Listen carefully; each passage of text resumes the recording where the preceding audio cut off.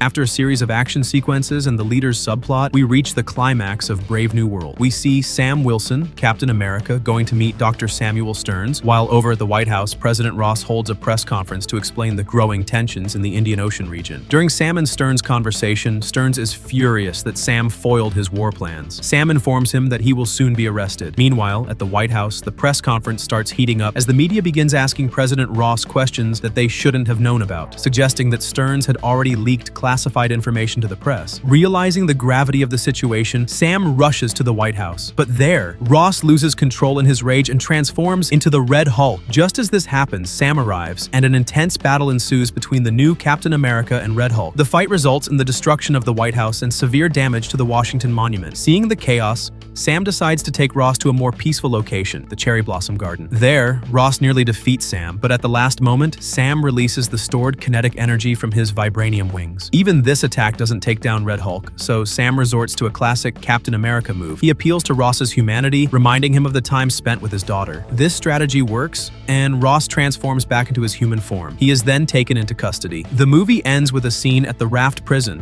where Sam visits Ross. We learn that Ross has resigned from his position as president, but the Adamantium Treaty, which proposes sharing adamantium among all nations, is still being carried forward. What does this ending mean for the MCU? The way Captain America: Brave New World ends will have a direct impact on the next MCU project, Thunderbolts. Now, certain countries, including the US, France, Japan, and India, control the adamantium supply. This means the future of the MCU will see advanced weapons and experiments, which could potentially introduce new superheroes. We previously discussed in a theory video how adamantium could play a major role in creating Sentry, so be sure to check that out. Meanwhile, this ending also establishes that Sam Wilson has proven himself as Captain America, not just to the people, but also to himself. He made the right decisions even under extreme pressure. However, this also means he will now be forced to form a new Avengers team. This was hinted at in the first half of the movie, and it was confirmed by the post-credit scene. The post-credit scene hints at the cosmic future. In the post-credit scene, we see Sam visiting the Raft again, this time to meet Stearns. After some small talk,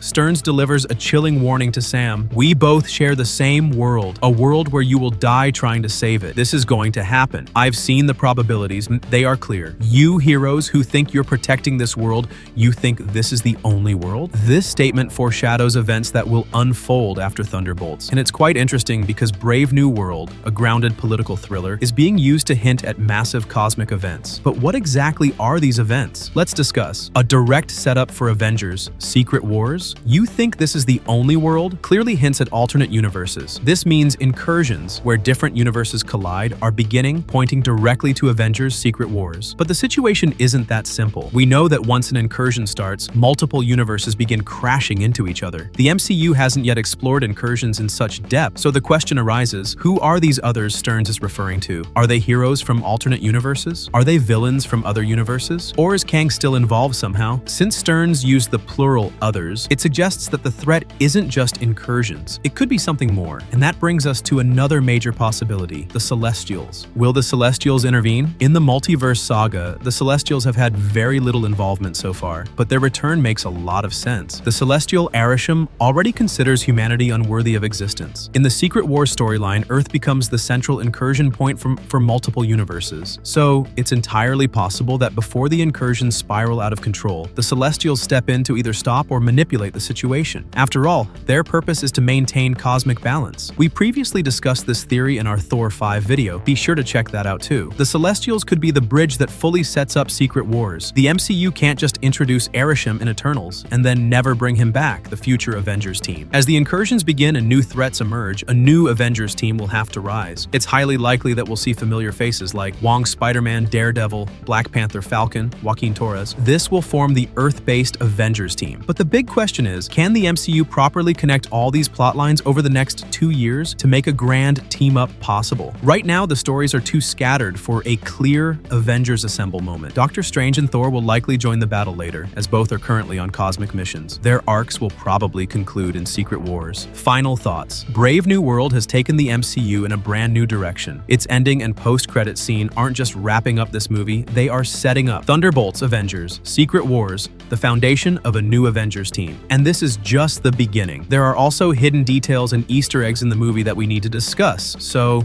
make sure to subscribe to the channel and drop a comment below. What's your prediction for the new Avengers team? If you enjoyed this video, don't forget to like and subscribe.